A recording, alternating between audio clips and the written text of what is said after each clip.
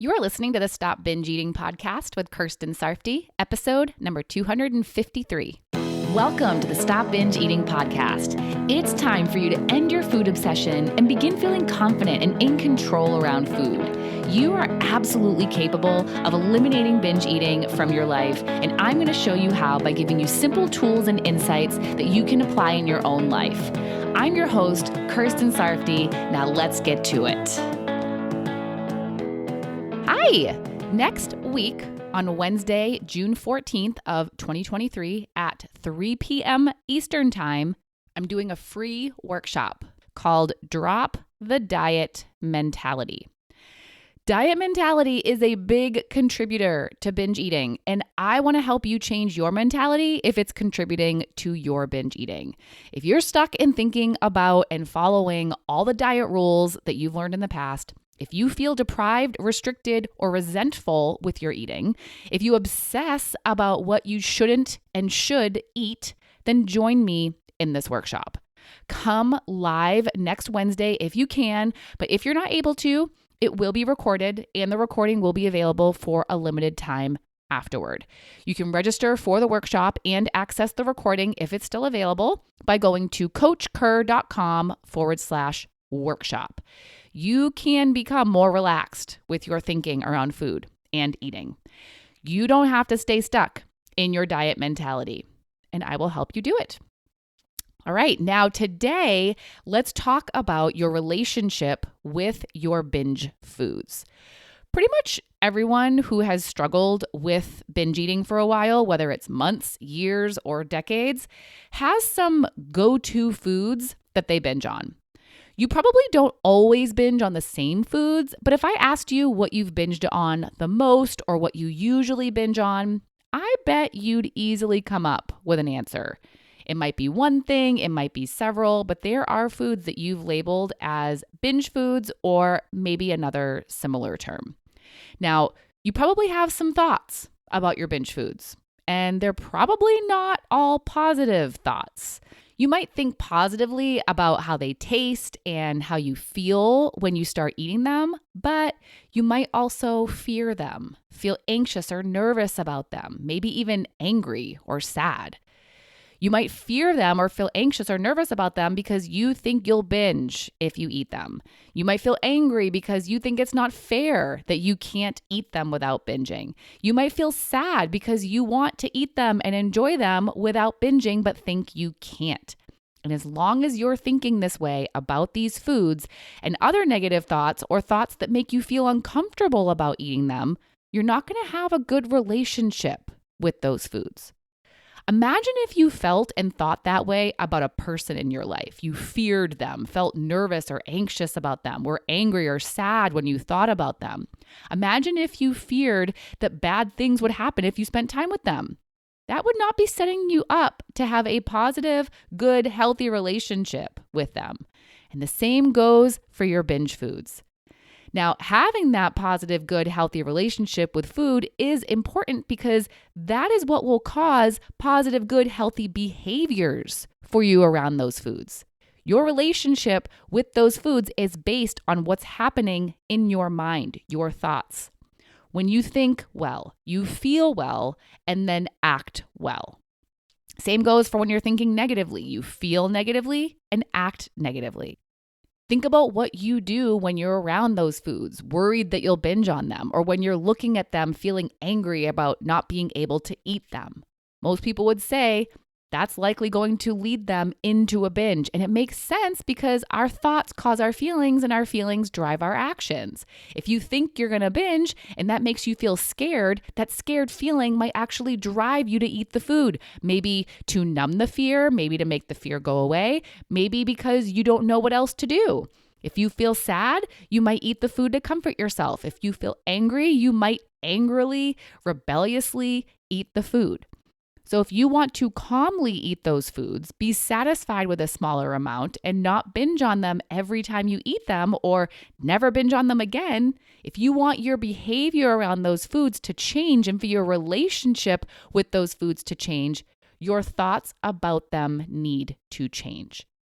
And when this all happens for you, it will be so much easier for you to eat those foods that you have binged on without binging on them, even when you're alone at home with them.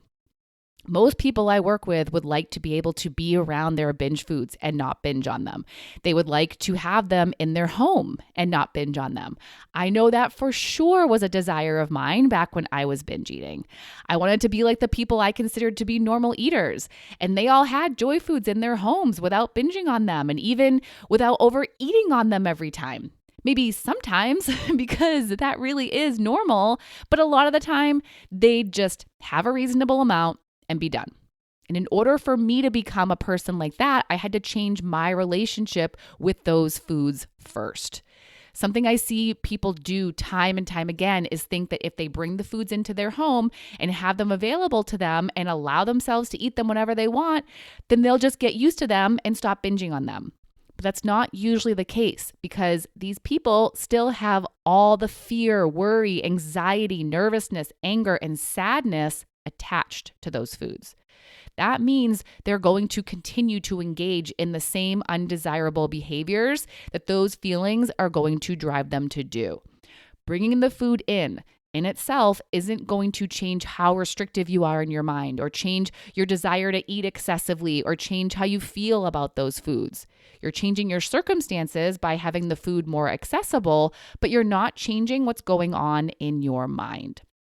Changing your circumstances sometimes can make it easier for us to change how we think, feel, and act, but it's not a guarantee.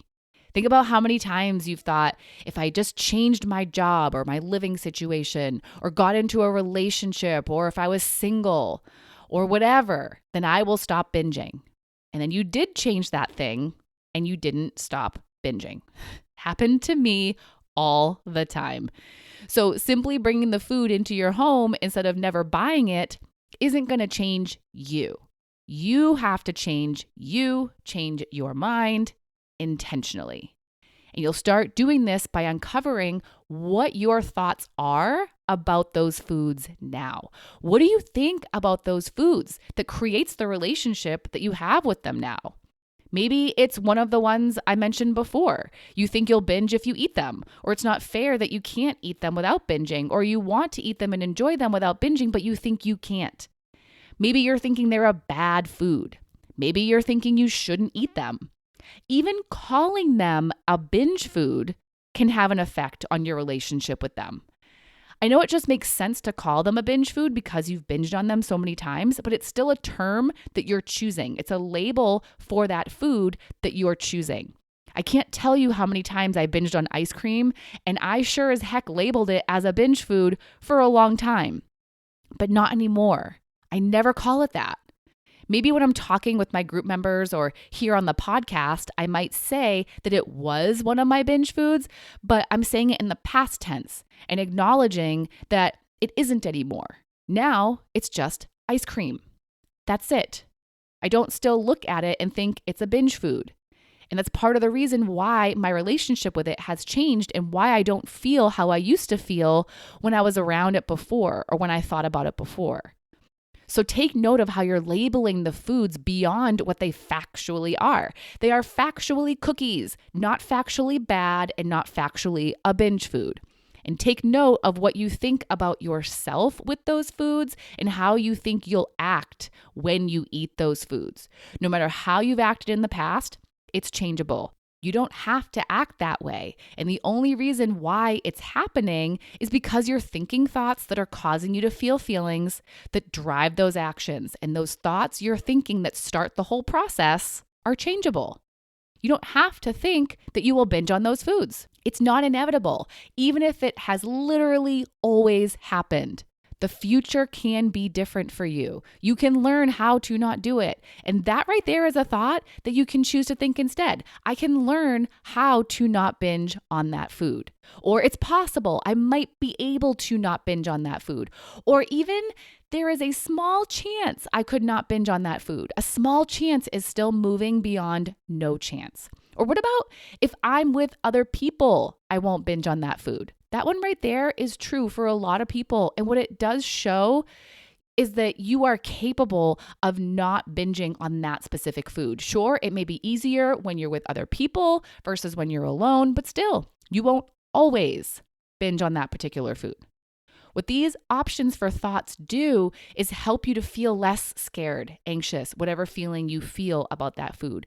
It probably won't make the feelings go away entirely, but at least you're moving in the direction you want to go in the direction of having no fear, no anger, no sadness. You're building the bridge to get there with these thoughts that are called bridging thoughts. You will get to the thoughts you want to be thinking about these foods, thoughts like, they're just chips. I fully trust myself around them, or I don't binge on those foods anymore. One bridging thought at a time. But for now, less of a feeling is good. Less is better. It's okay if you still feel a little fearful or nervous or whatever feeling, and just know that this is part of the process of changing your relationship with the food. Again, you're going to take some time to notice and uncover what you think about the foods that you've binged on. And if you're wanting to bring those foods into your home and have them around without it being a big deal, do this work before bringing them in. And also, when you're in situations that are easier for you to handle, work on stopping eating and not eating at those times. What most people who binge do is only focus on the beginning of eating when it tastes so good, or only focus on wanting to keep the pleasure and good feelings going, or how they're not going to allow themselves to eat it again. But instead, you're going to think more about why you don't want to keep eating, or why you don't want to eat that food, or how you'll feel if you eat it and eat more, or that you can eat it another time if you want to. And if you can't, because this is a one-time deal, that you will be okay if you don't eat it, or if you don't overeat it, or if you don't binge on it. You are going to change your relationship with the foods that you've binged on. And when you do, it will be so much easier to not binge on them anymore. And actually, the workshop I'm doing next week about dropping the diet mentality will be really helpful for this. So make sure you check it out. Again, go to coachkir.com, coachkir.com/workshop to register for the workshop if it hasn't happened yet when you're listening to this, or access the recording afterward if it's still available. All right, that's it. I will talk to you again soon. Bye-bye. Thank you for listening to the Stop Binge Eating podcast. If you like what you heard today and you want more, go to coachkir.com/free. That's coachkir.com/free to get some awesome free stuff to help you stop binge eating.